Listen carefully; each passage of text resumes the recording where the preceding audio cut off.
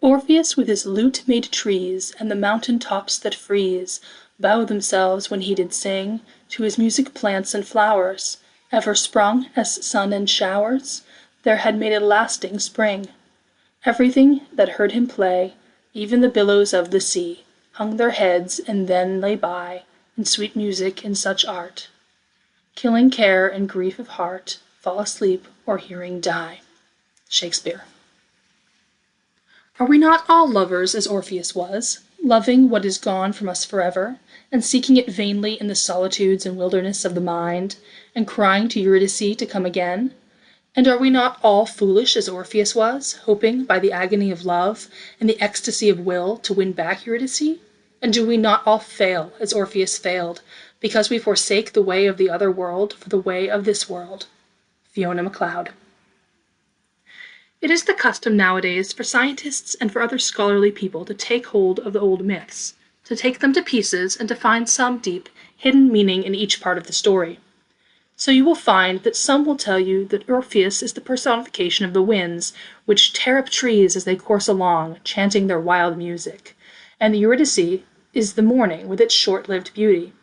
Others say that Orpheus is the mythological expression of the delight which music gives to the primitive races, while yet others accept without hesitation the idea that Orpheus is the sun, that when day is done, plunges into the black abyss of night, in the vain hope of overtaking his lost bride, Eurydice, the rosy dawn.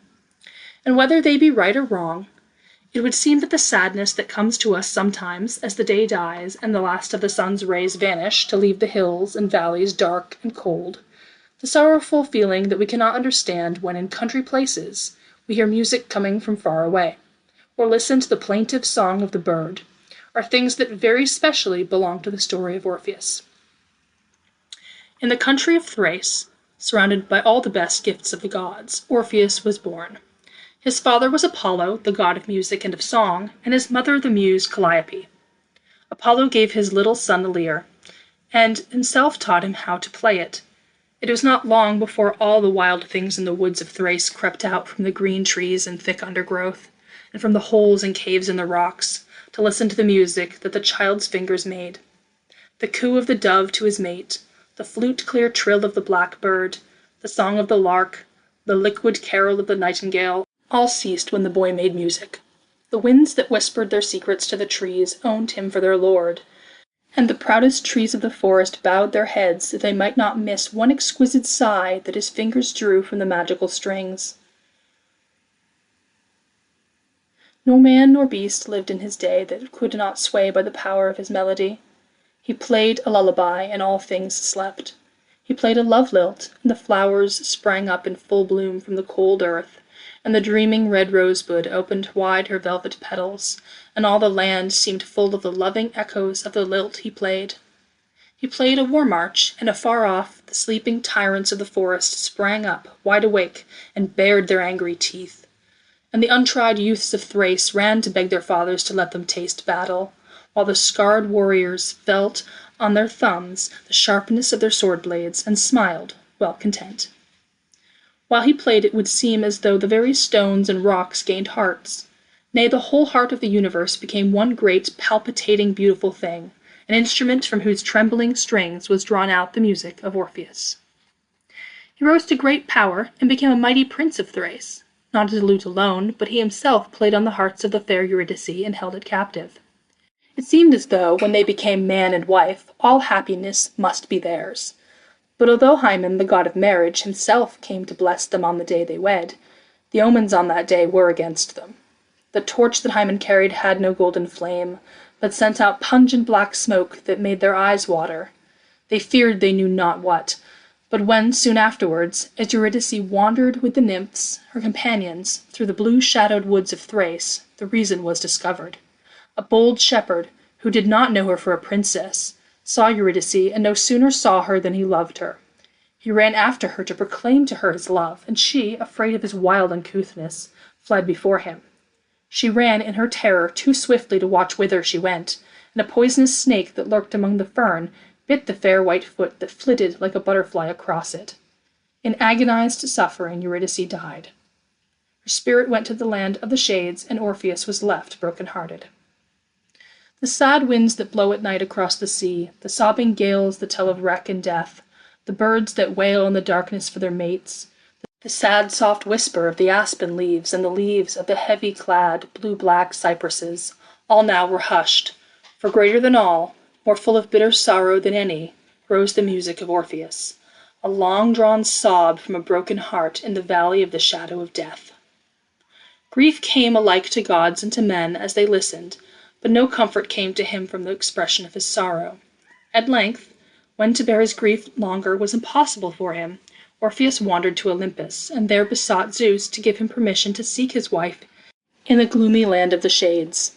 Zeus, moved by his anguish, granted the permission he sought, but solemnly warned him of the terrible perils of his undertaking. But the love of Orpheus was too perfect to know any fear. Thankfully he hastened to the dark cave on the side of the promontory of Taenarus, and soon arrived at the entrance of Hades. Stark and grim was the three-headed watchdog Cerberus, which guarded the door, and with the growls and the furious roaring of a wild beast athirst for its prey it greeted Orpheus. But Orpheus touched his lute, and the brute, amazed, sank into silence. And still he played, and the dog would gently have licked the player's feet, and looked up in his face with its savage eyes full of the light that we see in the eyes of the dogs on this earth, as they gaze with love at their masters. On then strode Orpheus, playing still, and the melody he drew from his lute passed before him into the realms of Pluto. Surely never were heard such strains. They told of perfect, tender love, of unending longing, of pain too great to end with death. Of all the beauties of the earth they sang, of the sorrow of the world, of all the world's desire, of things past, of things to come. And ever, through the song that the lute sang, there came, like a thread of silver that is woven in the black velvet pall, a limpid melody.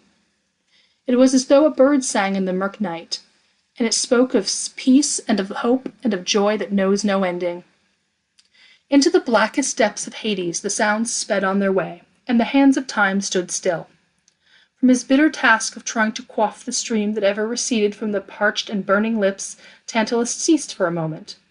The ceaseless course of Ixion's wheel was stayed, the vulture's relentless beak no longer tore at the Titan's liver. Sisyphus gave up his weary task of rolling the stone and sat on the rock to listen. The Naiads rested from their labor of drawing water in a sieve. For the first time the cheeks of the Furies were wet with tears, and the restless shades that came and went in the darkness, like dead autumn leaves driven by a winter gale, stood still to gaze and listen. Before the throne where Pluto and his queen Proserpine were seated, sable-clad and stern, the relentless fates at their feet, Orpheus still played on, and to Proserpine then came the living remembrance of all the joys of her girlhood, by the blue Aegean Sea and the fair island of Sicily. Again she knew the fragrance and the beauty of the flowers of spring. Even into Hades the scent of the violets seemed to come, and afresh in her heart was the sorrow that had been hers on the day on which the ruthless king of darkness tore her from her mother, and from all that she held most dear. Silent she sat beside her frowning, stern-faced lord, but her eyes grew dim.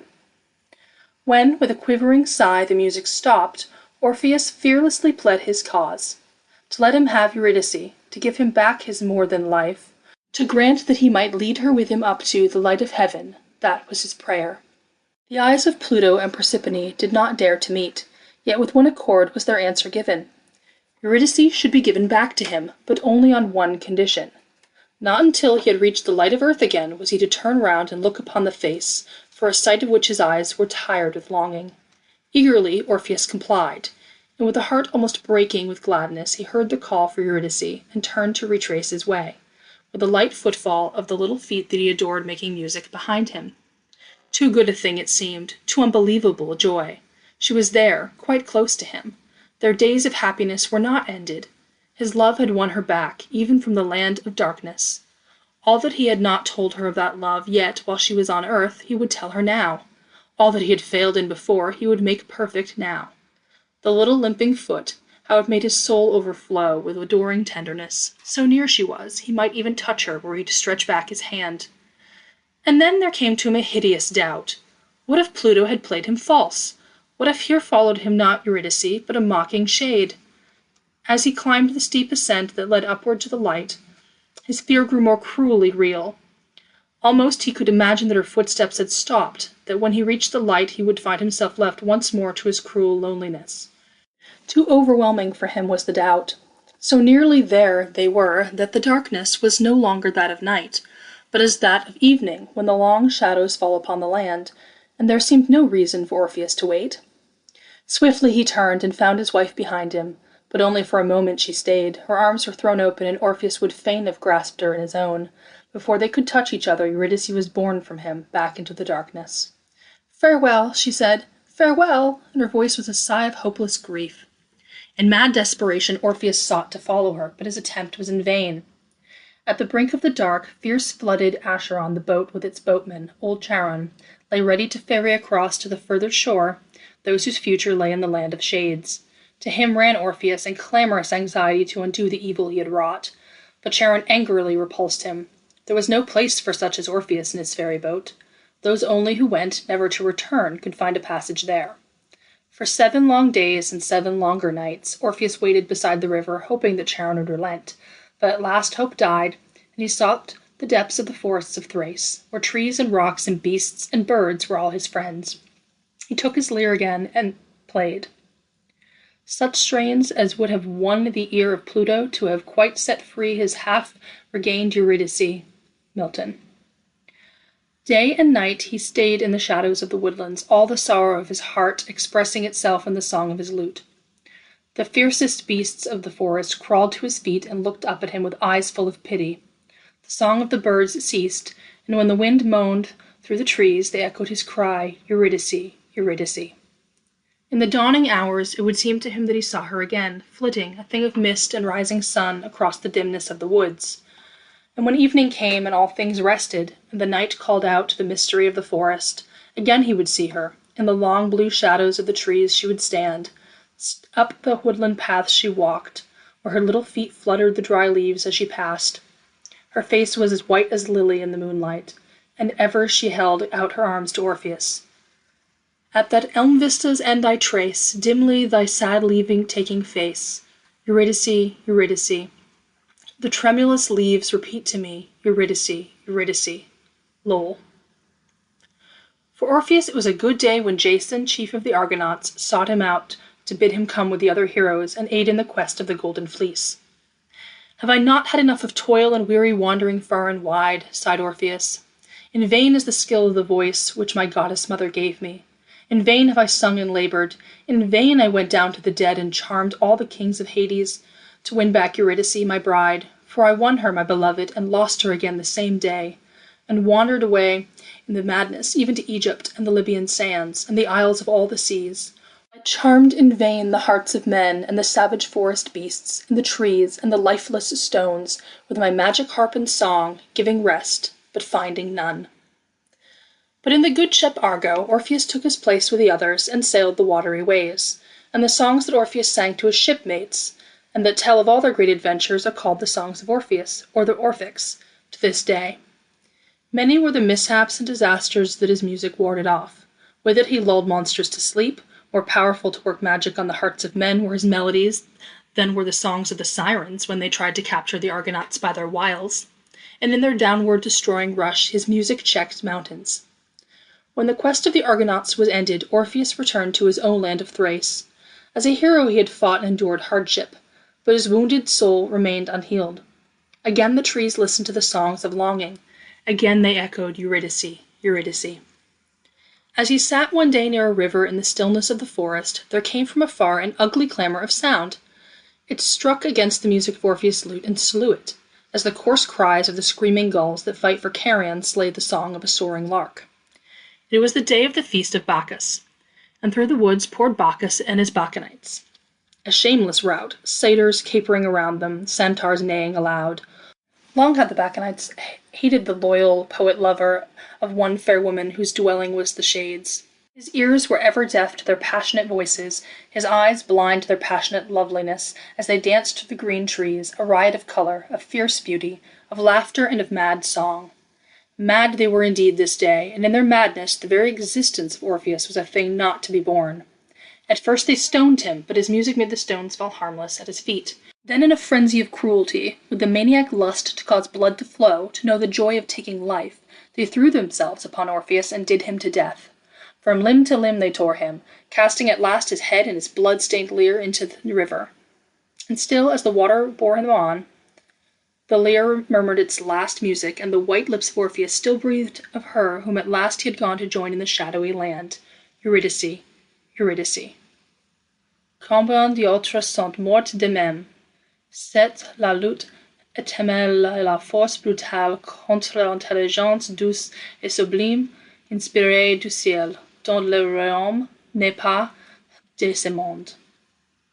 In the heavens, as a bright constellation called Lyra or Orpheus, the gods placed his lute, and to the place of his martyrdom came the Muses, and with loving care carried the fragments of the massacred body to Lyra at the foot of Mount Olympus, and there buried them. And there unto this day, more sweetly than at any other spot in any other land, the nightingale sings. For it sings of a love that knows no ending, of life after death, of a love so strong that it can conquer even death, the all-powerful. End of Orpheus,